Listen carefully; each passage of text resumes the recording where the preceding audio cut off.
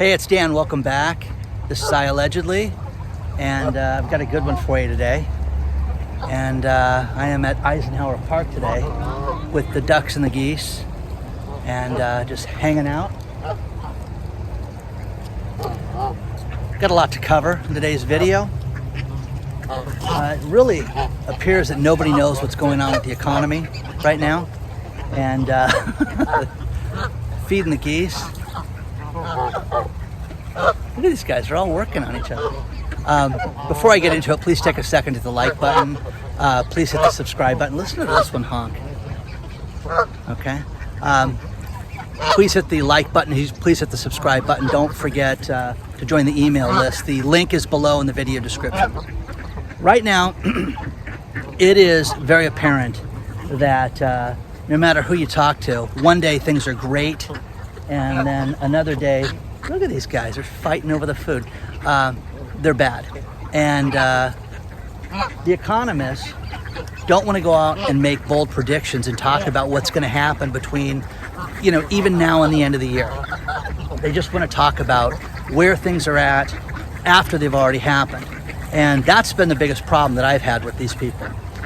Here in Orange County, California, the university, Chapman University, does the State of the Economy every year here in Chapman. And I have been invited to this several years in a row. And it's interesting because the worst thing about this is that these guys come in after the fact and say, if this happens, then this is going to happen. If this is going to happen, then this is going to happen. My question, I always raise my hand and say, why don't you guys make a prediction like the weather and say, this is what's going to happen, and stand by that. Oh, we don't do that, Dan.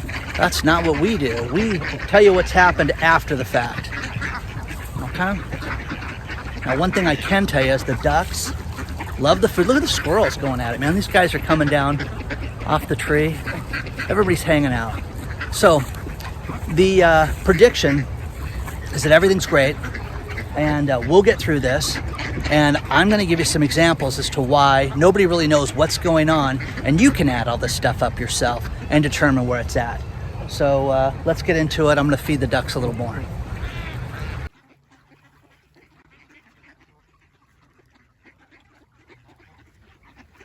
I like how everybody says, Dan, you don't feed them enough when you do this. These guys are fighting over this stuff.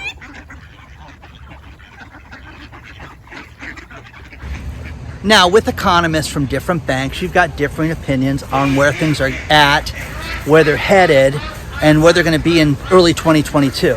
Goldman Sachs thinks that we're going to see the S&P 500, which is currently between 46 and 4,700, that we're going to see it head up to 5,100 in short order. Now, Morgan Stanley, on the other hand, says, no, the party's over. This is going to go down to 4,400. And we're going to see that. We're going to see more investigations with in companies like what Tesla's going on, with happening to Tesla, Lucid, and different companies like that, which are going to kill stock prices when they have these investigations.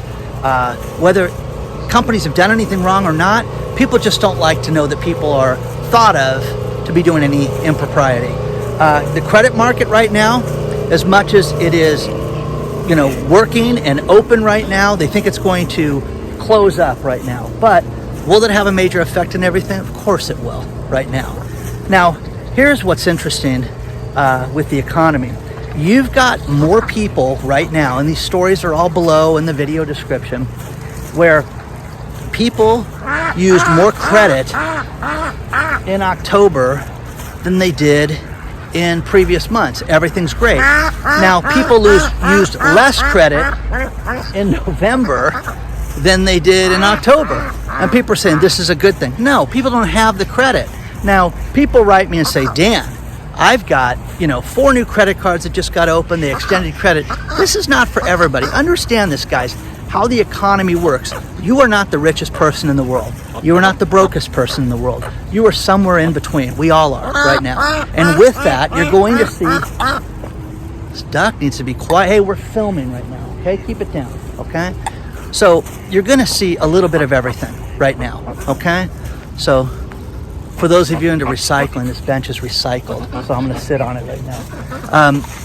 It rained here last night, which is nice. so park's a little cleaner than usual.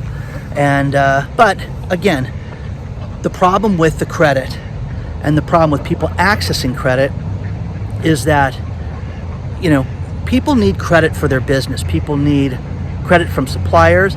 People need credit from the bank to make payroll and things like that. For example, construction industry.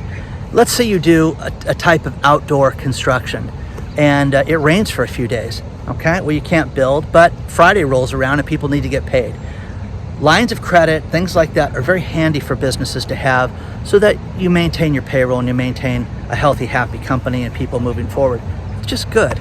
Suppliers need to give you credit, and it's important that you have that. Now, one thing that we're seeing with consumer credit is we're seeing it drop to levels that the banks are saying, this is good news. Well, first things first, you had $16.9 billion in consumer credit used in the last month. Okay, that was down from $27.8 billion. Now, the average monthly consumer credit that's used is $23.5 billion. Well, gee, Dan, less people are using credit. That's a good thing. No, people are maxed out, guys. That's what that means. Also, $8.6 billion of this money is used from consumer credit, your credit cards. Okay, this doesn't count the auto loans and things like that. So the average loan and the average people supplying people with credit is completely down. It's been severed dramatically right now. That's why people are going to alternative sources to get funding and to get money. But this is not something that's good news, okay? This shows a shrinking economy. This shows that things are bad and that people don't have the money to pay their bills if they're hitting the credit cards to make normal life purchases, food, restaurants, things like that. Now, yes, people use their credit cards for stuff like that, but the idea of your credit cards is not to live on them. And that's where people get themselves into trouble. Pay their bills, make a car payment on a credit card. There's companies right now like Melio that you can use your credit card to pay business expenses. Sounds like a great convenience, okay? It really does, but it also is bad. What if you buy something for your business and don't get paid back? It's on your personal credit card, okay? So, I'm always one that talks to people about, what they should do with their finances and what they should do as far as funding, and they're looking at alternative sources for that. But look at the trouble that you can get in with this stuff. That's what's very easy to get yourself into.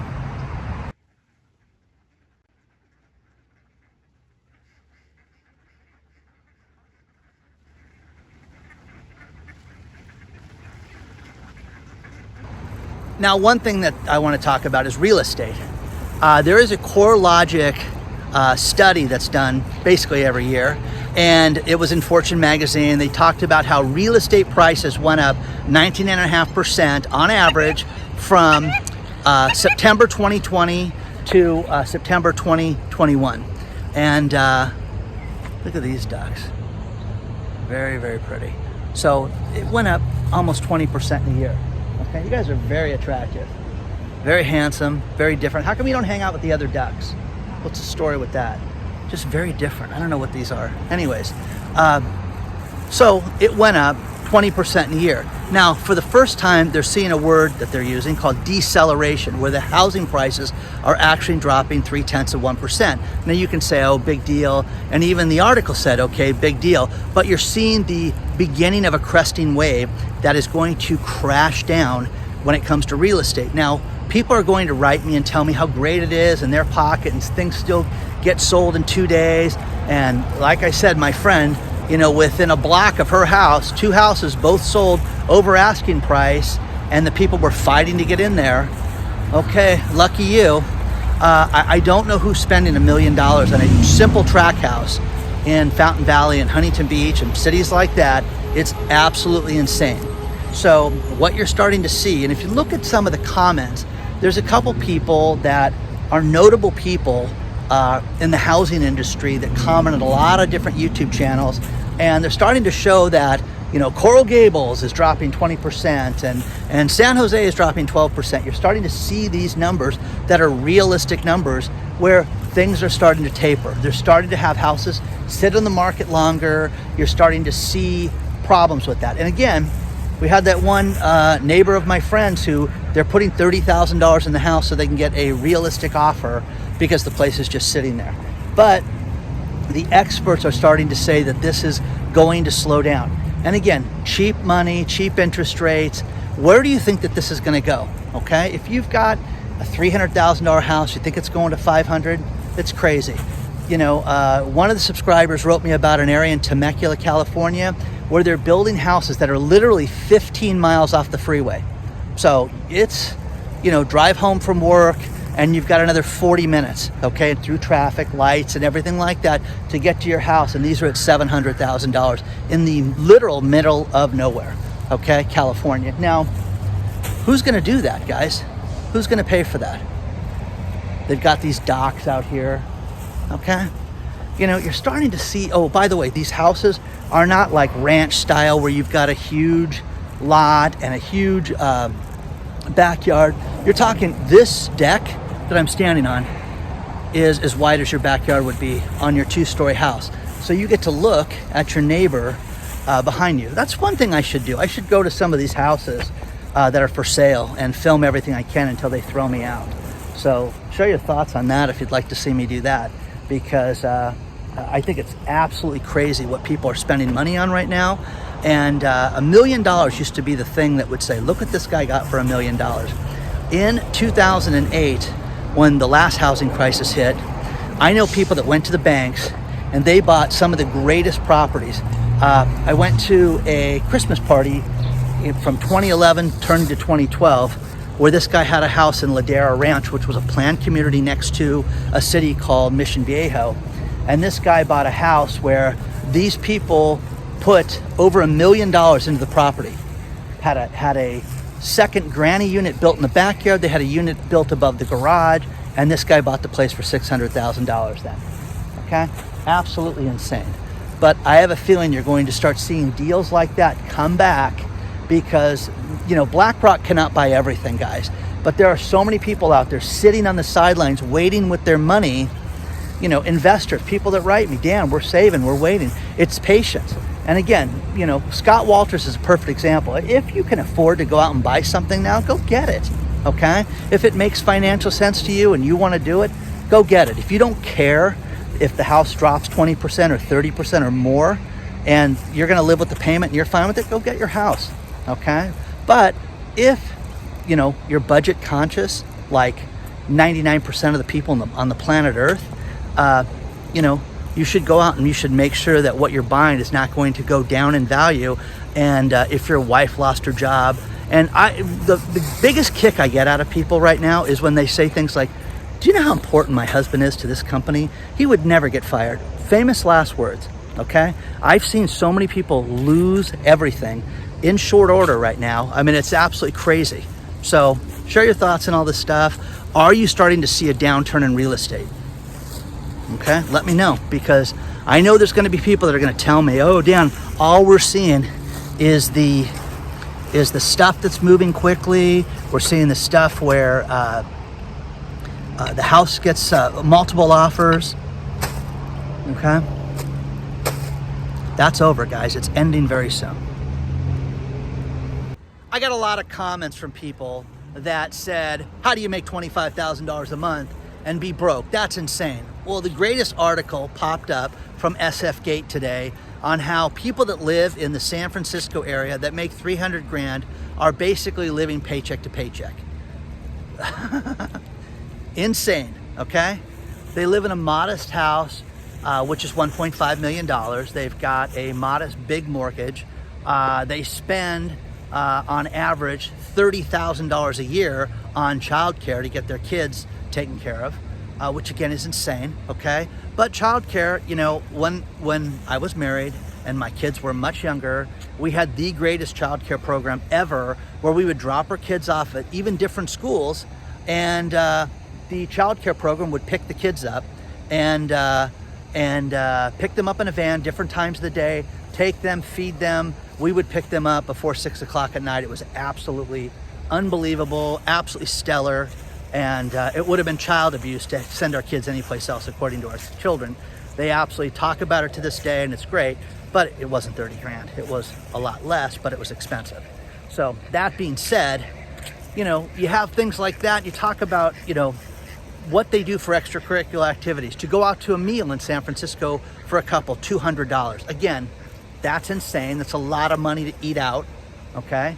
And so share your thoughts on all this stuff, guys, because, people think that, if I only made this much money, I'd be wealthy. Well, if you're living in certain cities, yes. I had somebody that wrote me today that told me that they have a 1-bedroom place, $410 a month. Okay, that's awesome, man, if you can do that. I don't know where it was in the country. That was my question for that. But there's another article I found, which I included in the link below, which how much does it cost to buy, any house from $200,000 on up? How much you should have an income, how much you should have as a down payment, things like that. Now, the average person, if you want to buy a $5 million house and what you need to make in a year in income, what you should have in the bank, you should put at least $1 million down in the house. The preferable deposit would be $1.25 million. But could you imagine, seriously, you'd have a $20,000 a month plus house payment. Who wants that stress on them? So, take a look at this stuff, share your thoughts. I always enjoy this place, guys, coming out here. Again, for those of you who've been around the channel, it's the 3rd time I've been out here. I was out here a couple months ago. After the rain, I just wanted to check it out. But it's got the streams and all this stuff. Very cool. Bridges, places to walk, all the ducks. People fish out here all the time. It's really nice because they put all this cement around the lake. This wasn't like this years ago. The topic lately that I've been reached out to a lot is, alternative financing and people trying to get money for their business or home loans and things like that. There's a new company out there called HomeTap. And HomeTap has something where basically they will lend you money without putting a mortgage on your house. But what you get is you get an investor. You get somebody who's going to share in the appreciation and share in the increased value when the house goes up. If you are convinced that the remodel that you're going to do or the neighborhood is going to shoot up in value, you can contact this company HomeTap. They just raised another $60 million to lend out to people, and you will be able to get these investors to come join you, okay? So again, there's so many different ways to get money, from the merchant cash advances to alternatives like HomeTap. Just look, people get desperate. There's construction loans that you can get. There's hard money lenders. There's different people that lend money all the time, and people just need to put their thinking caps on. It takes an effort to get this money. That's the problem that people don't want to do. People just want things to fall out of the sky and are upset when it doesn't happen. Here's a couple stories I'm going to wrap into one. And first thing first is from CNBC, where they're talking about how the biggest problem with the economy is not coming from Wall Street, it's coming from Main Street, because the average person is fed up with everything. The average person is absolutely worried about the economy right now and sees a real problem with everything. Now, here's the thing. You see small businesses right now that are having supply chain issues. I had a woman write me that she sells women's skincare product, and she cannot get lavender oil and all this different essential oils that she uses. These prices were basically for the jar that she used, and again, forgive me for not knowing the ounce size, because she did tell me and I forgot it, but it was like $4, and now if she can get it, it's $25 for the same thing that she was paying a year ago. Now the problem is she can't get the product, but she can't make the product without this product. So again, the average person is absolutely fed up with this and completely convinced that the economy is a complete mess right now. So that being said, the next thing is the savings rate. The average person right now, their savings rate is down to nothing. It was at an all-time high a year ago. And it was at a high a year ago of about 24%. It hit an all-time high in spring of this year. Let me think. After people got their stimulus checks, of as high as almost 30%. Now, JP Morgan Chase, the largest bank in the world, they did a survey, Well, I bet they did. I bet they just looked at the accounts and they said that the smallest, that this impacted the lowest income level people across the country. So they looked at 1.6 million accounts and determined that that's where everything was at, and that the average person doesn't have savings right now. And again, guys, you know, we need more stimulus. No, we don't. What we need is the supply chain open. We need everything with this fixed right now. We need oil prices and gas prices and food prices to go back to a realistic level. And it's just not happening right now, guys. So share your thoughts on all this stuff. I really want to know what you guys think about this. A day cannot go by that I do not get solid gold from the one and only Elon Musk. And today is no different. He came out today and said that people need to have more kids, or civilization will end as we know it. It's threatened right now by people not having more children. So people are trying to budget. People are trying to get through this economically, but throw a kid into the mix, guys. Come on. What are you guys doing? Come on. You guys worried about money? Get a kid. Listen, 18 years of your life, the responsibility, it's no big deal. Have another kid. You want to help civilization. It's on you, okay? So go out and have a couple more kids. Have 3, have 4, okay? It's very easy to have. Oh, it's so simple. The other thing is that there's a group of Congress people that are trying to propose the 4-day work week. Again, they can't get people to work at pizza places for $70,000 a year, but you want to have a 4-day work week. Where is productivity? Where is running your business? And again, there are some companies that work 24/7, okay? You know, okay?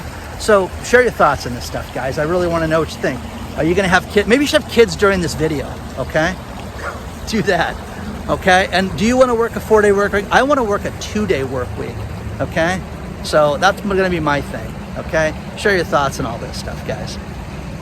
I'm going to end this video with just the last couple stories here, and that is, first thing, Vishal Garg, the CEO of Better.com, he came out again today and said, hey, his execution was not proper with the way he fired everybody and the way he told everybody that they were stealing. And it's kind of a preemptive strike before he gets his brain suit out. So there's going to be more of that, but the article's down there. You can see his apology because he's an imbecile. The other thing is Amazon AWS is their cloud platform. And I'm super familiar with this because I'm starting a social media company myself, and we're using that platform, but we've had no problems with that today. So that being said, a lot of people are upset about this. Amazon deliveries were not executed fully today. Crazy. You saw Netflix down. You saw things like Ring doorbells.